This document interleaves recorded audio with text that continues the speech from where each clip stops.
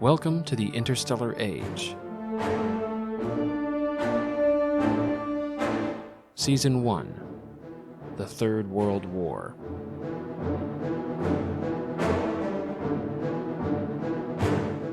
Episode 6, The Allies Strike Back, 2057 to 2058.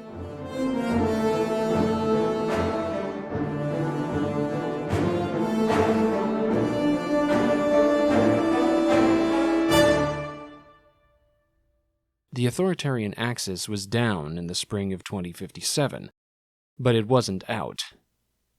Not only did China, Russia, Iran, and North Korea control the whole of the Eurasian continent, either directly or through formerly neutral powers submitted to their will, but they still held Atlantic Canada, Mexico, much of Brazil, a small strip of the southern United States, and Port Hedland in Australia.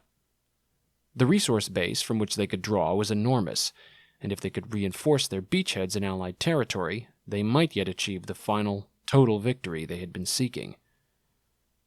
But this vast empire was under increasing strain.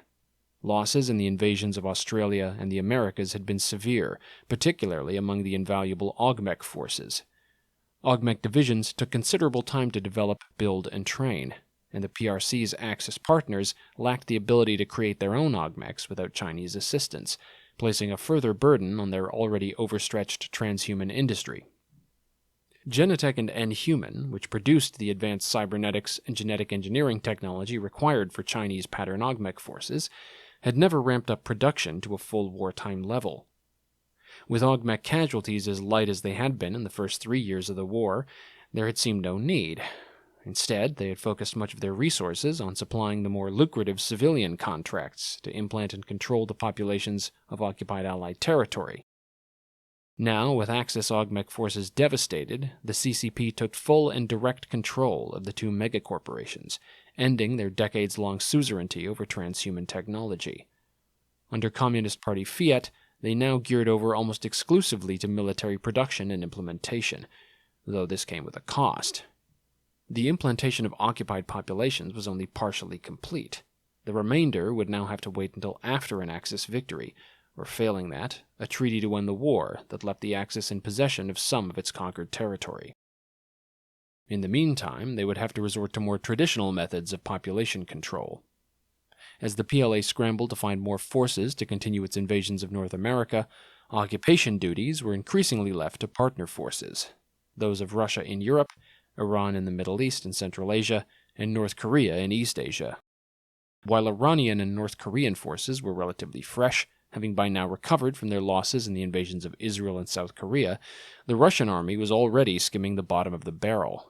Their augmech forces had been effectively destroyed, and their regular army units had suffered grievous losses in the battle for Canada.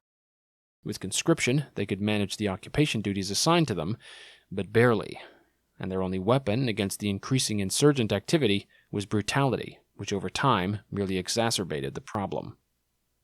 Mountainous and hilly terrain was in particular proving difficult for Axis forces to rout insurgents from. Filtering methods in urban areas were well developed, while the PLA and Russians had taken to burning out forests and jungles to root out insurgents there. But the mountains of South Korea, Japan, and Taiwan were a hotbed of resistance, as was Ukraine.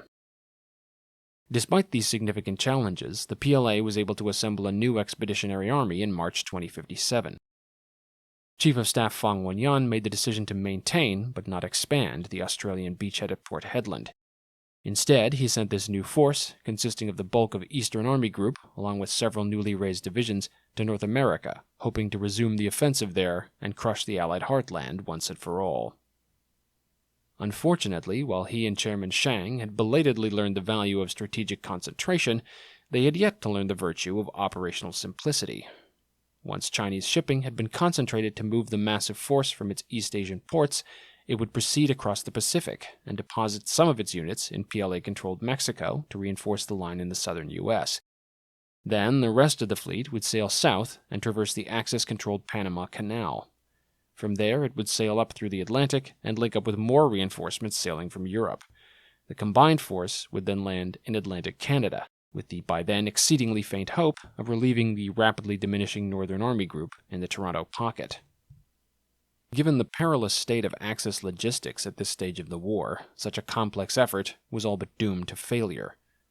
Intelligence from the Japanese resistance had given Allied planners advance warning of the operation, and the route the flotilla destined for Japan would take to land and pick up the PLA contingent there. The Allied naval force that had harried the Australian expedition resupply effort finally sprang into action, having received additional reinforcements from the U.S., including several squadrons of next-generation naval combat ships and fighter drone squadrons. This Allied fleet intercepted and engaged the PLAN flotilla in the Battle of the Philippine Sea. Not expecting an attack, or the new weapons the Allies deployed, the Chinese fleet was taken by surprise and savaged. By the time Allied ships were forced to withdraw, most of the PLAN's transport and support ships had been sunk or badly damaged, along with a large number of combat vessels. Once the rest of the PLAN Pacific Fleet assembled, the Allied fleet in the region had to restrict itself to shadowing the much larger, better-armed force, but the damage had already been done. The PLAN was forced to redirect much of their remaining shipping away from supply and logistics and toward troop transport in order to pick up General Jin Tao's Eastern Army Group from Japan and ferry them across the ocean, and the combat force had been denuded of badly needed escorts and drone carriers. After its ocean crossing, the Pacific Fleet successfully deposited the assigned reinforcements in Mexico and then headed south for the Panama Canal. The sky and space above the canal zone was kept clear of Allied satellites by constant Axis ASAT efforts. With GPS in the region non-functional, Allied forces would be unable to effectively target the canal without direct line of sight or laser guidance. With no known Allied forces in range of the canal to execute these type of attacks, the Chinese expected that the crossing would be a simple matter. They were sorely mistaken.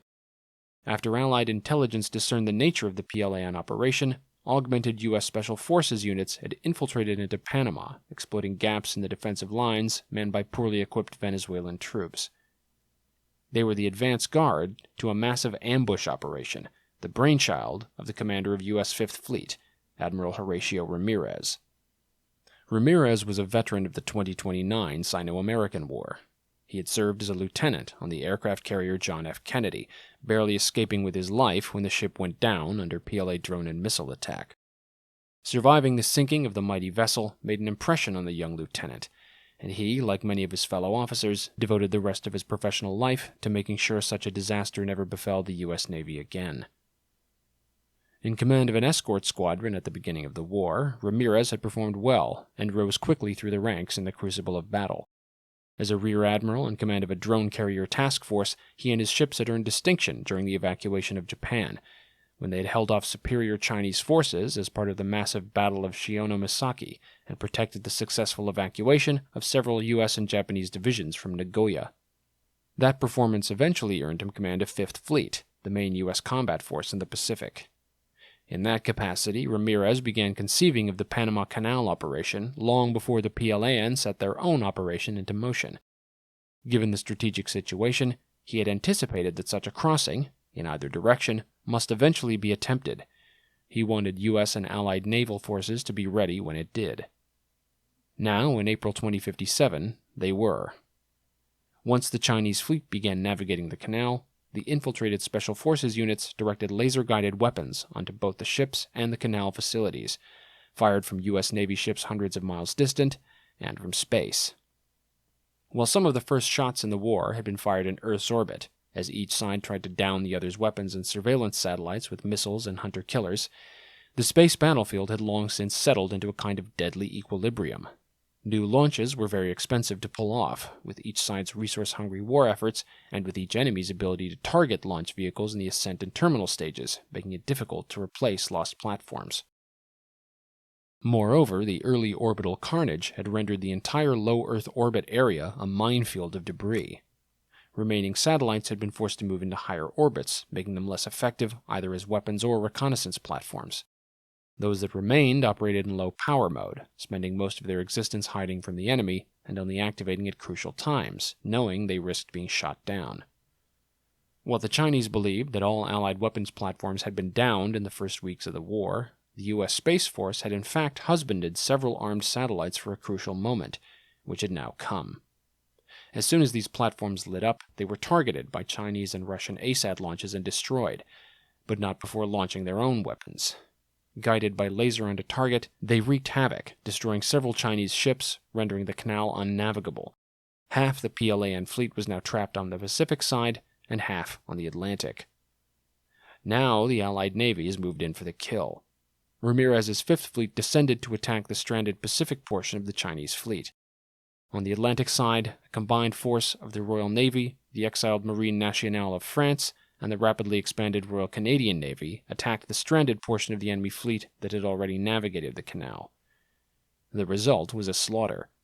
Almost the entire PLAN force was sunk. Only a handful of transport ships were able to effectively beach themselves in the canal zone and disembark their cargoes. Tens of thousands of Chinese troops, including 2 entire augmech divisions, were drowned. Those that had made it ashore faced a long slog up the isthmus into Mexico, harried all the way by a long-range fire from Allied navies that now operated with near impunity. When they finally made it, weeks later, the strategic situation had changed drastically. The Battle of the Panama Canal, from April 27th to 30th, was the most strategically significant defeat Axis forces had yet suffered. The reverses on the ground in the Americas and Australia, however severe, had been nothing but setbacks. None had threatened the ability of the PRC and its partners to maintain control over their Eurasian heartland, or even to carry the war into enemy territory. But the loss of an entire PLAN fleet, with nearly all of its combat and transport vessels, coming so soon after a stinging tactical defeat in the Philippine Sea, could not be made up so easily as dozens of implanted infantry divisions, or even the more difficult-to-replace augmechs. Chinese shipyards were then in the process of churning out huge numbers of pattern-built transport and cargo ships to replace the mounting losses they had been taking in their long-distance resupply campaigns, and significant numbers of small autonomous combat ships, which suffered a high rate of attrition even in routine naval combat. But replacing even small crude warships was another matter entirely, and despite the increasing reliance on sea and air drones over the last few decades, for major combat operations, navies of both sides still relied on crude warships in various crucial roles, from destroyers to larger command ships reminiscent of old-style aircraft carriers. These took years to replace, not weeks or months. As with their augmech forces, years of minimal losses had lulled the Chinese into a false sense of security, leading them to devote their resources and manufacturing capacity to other ends.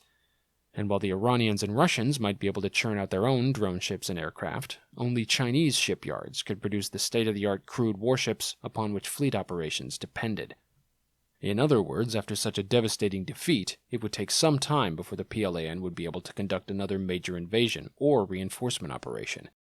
Indeed, it would be hard-pressed just to protect the resupply convoys crucial to keeping the PLA's existing overseas forces in the field.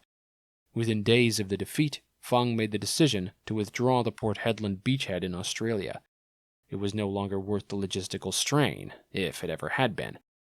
That operation would not begin for several weeks, however, in a meager effort to disconnect it from the disaster at the canal. In the meantime, the situation in Canada devolved much more quickly. Allied command hoped that after the destruction of the Chinese fleet deprived them of even the distant hope of rescue, the PLA and Russian forces surrounded in the Toronto pocket would surrender. But this hope was based on an old understanding of war. By the end of April, the Northern Army Group and Russian Expeditionary Force had been completely surrounded for 2 months, and by this point even minimal air resupply had dried up. Yet even with his ammunition, fuel, and food running almost to zero, General Chang refused to even consider surrender. When General Sokolov, in a command conference with Chang, urged him to at least allow the unaugmented Russian forces to surrender, Chang was livid. He had Sokolov arrested and shot as a traitor mere hours later. Chang then took direct command of Russian forces and ordered them to fight to the death. When individuals and units attempted to surrender to the Canadians and Europeans anyway, they were slaughtered by PLA augmechs. Fanatical and fearless, the Chinese augmechs had no qualms about obeying such orders. Furthermore, it now became clear that the behavioral control exercised over implanted infantry divisions was so complete that they could be instructed to hold their ground, consuming their own dead to stay alive rather than surrender, could be ordered to charge, out of ammunition, at Allied lines wielding bayonets, to be slaughtered en masse rather than give in, and they too would obey. So it was. It took another 2 weeks after the Battle of the Panama Canal before the Toronto pocket had been weakened enough by starvation and lack of ammunition that Allied forces could complete its collapse. fewer than 10,000 Axis prisoners, mostly Russians who had spent the last weeks hiding from their erstwhile PLA partners, were taken alive. The rest of the force, more than 500,000 strong at the beginning of the invasion, was dead. General Chang's body was never found, but he was assumed to have died with his army. The official PLA report said that he was seen fighting in the front ranks to the very end, but some survivors later repeated rumors that he had either committed suicide or had been murdered by his own augmented officers, when the fire-eating general had himself, finally, begun to consider surrender. In any case, the message was stark. At least as far as the CCP and the PLA were concerned, there would be no surrender. There would be no armistice. This was to be a fight to the death. That message was received not only in Allied capitals, but those of the Axis. Of the three main Axis partners, only the North Korean leadership in Pyongyang, virtually a subsidiary of the CCP, proved equally committed to such an eschatological endgame. Later documents showed that Moscow was thrown into a quiet panic by the disasters at the Canal and Toronto. The Russians were incensed and terrified by the slaughter of their own troops and the execution of the beloved General Sokolov by the Chinese, who, of course, had not deigned to consult with their Russian partners about the viability of surrender. President Lavrov and his inner circle began secretly considering options for making a separate peace with the Allies should the opportunity present itself. In Tehran, meanwhile, the Ayatollah and his mullahs seemed equally prepared for an apocalyptic showdown with the West, but many in the Iranian military and civilian government, including President Mahmoud Karimi, were not so eager to bring about the literal end times. They began making contingency plans for some kind of exit, should the war turn decisively against the Axis. For despite these twin disasters, it hadn't yet done so. After the destruction of the Toronto Pocket, Allied High Command moved relatively fresh forces east, while more depleted formations were granted an opportunity for much-needed rest and reorganization. Axis forces in Canada had been badly in need of reinforcement to maintain their conquests. Under concerted Allied pressure, they were forced to withdraw into defensible beachheads anchored on Halifax and St. John's. Then, in early June, U.S. forces launched twin offensives intended to push the Chinese from California and Arizona and drive through their lines into Mexico, once again threatening a massive encirclement. With their supply lines already stretched to the limit, such an extended defensive perimeter could not be held. General Bao ordered a retreat to avoid being surrounded, intending to set up a new defensive line further south, but even this effort might well fail if the transoceanic logistics chains collapsed. Like Port Hedland, the Canadian beachhead ports had to be abandoned, but the Chinese were now suffering from a critical lack of shipping. The delayed Australian evacuation had to be completed before the Canadian ones could begin, forcing another delay of nearly 3 weeks, during which these ports had to continue to be resupplied, and critical supplies, and the forces defending the beachheads, could not be rerouted to Mexico to shore up access lines there. By the time the Canadian evacuations finally took place in late July, Axis positions in Mexico had already begun to collapse. General Bao retreated south to form a new defensive line in Chiapas, abandoning northern and central Mexico entirely. Axis forces formed a second defensive line across the Darien Gap between Panama and Colombia, in case a third evacuation from southern Mexico and Guatemala should be required. By the end of August, the Axis attempt to conquer North America and end the war, and Western democracy, once and for all had failed. U.S., Canadian, and Australian territory had been completely liberated. With the losses the Chinese and Russian navies had suffered, they were barely able to maintain their own supply lines, let alone continue a blockade of the United Kingdom. The supply situation in the near-starvation British Isles had already begun to ease at the beginning of the year, when the Chinese diverted naval resources to prepare for their second invasion of North America. When that effort ended in disaster at the Panama Canal, the blockade effectively ended, and the Allies' last bastion in Europe was granted a reprieve. American forces elected not to push their offensive into South America. The new front line in southern Mexico and Guatemala quickly became a backwater. The Americans moved forces back into the interior to rest after a grueling year of combat, and the Chinese withdrew their own augmech formations back to Eurasia to prepare for the next phase of the war, leaving the task of defending their shrinking American gains to Venezuelan and Argentinian partner forces, bolstered by PLA infantry. For the first time, the form of that next phase would not be determined by the Axis. The Allies had successfully seized the initiative, in the Third World War. What they would do with it was another question.